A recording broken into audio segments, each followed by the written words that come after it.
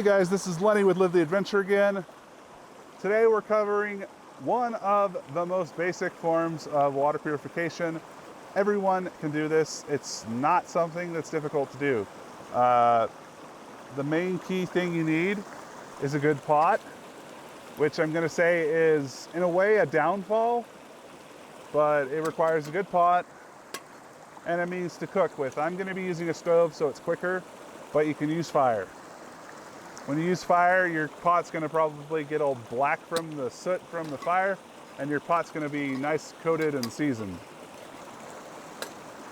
So, what are the pros and cons of boiling water? It's 100% effective at killing protozoan cysts, non-toxic bacteria, and viruses. So that'll kill all of those. The main thing you need to make sure you do is you need to boil the water for at least a minute. So once it starts to boil, you have to wait a minute. That's going to make sure that you kill everything inside of it. If you are above 6,500 feet, which some people in Utah and other mountainous terrain areas are above 6,500 feet, you're going to want to make sure that you boil the water for about 3 minutes. Some people may say, bull crap. That's what the EPA says on the boil time. Maybe you want to follow their direction, maybe not. I would, just so you make sure you're safe. You don't want to be crapping in the woods all over the place. That's nasty. So a few drawbacks of boiling water. Like I said, the pot I find is a drawback because you have to have a pot. If you're in a situation that you didn't have a pot, you would have to make a pot out of perhaps bark or some other material which could hold water, but then boiling that water would be extremely difficult. So it's a tricky little business. On the flip side of that, many people take pots out when they go bushcrafting and camping, so I don't think that's a really big drawback. So a couple more cons about boiling water are that when you boil water, you're not going to be removing the dirt and sediment that is in the water. So when you scoop up that water, that's going to stay in there. A filter, on the other hand, is going to filter that out.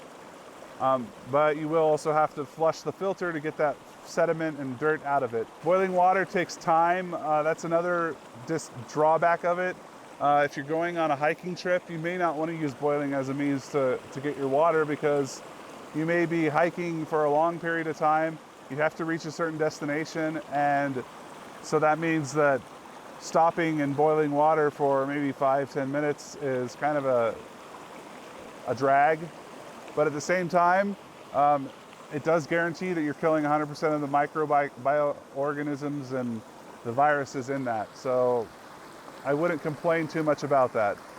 So that is boiling water. I could show you guys how it's done. I know most of you know how it's done, and most of you have used it, so I'm actually going to refrain from boiling water. Sorry, guys. Oh, one more drawback. Boiled water sometimes has a flat taste to it. That's one thing I really hate about it, and a lot of people hate about it. Is the taste of the water is not as good as what you'd get with other means of filtration or purification. Other than that, it's an effective means for getting water out in the wilderness. This is Lenny with Live the Adventure. Hope you guys have enjoyed this, and as always, subscribe button up here. Next week we're covering another way to purify water. See you guys.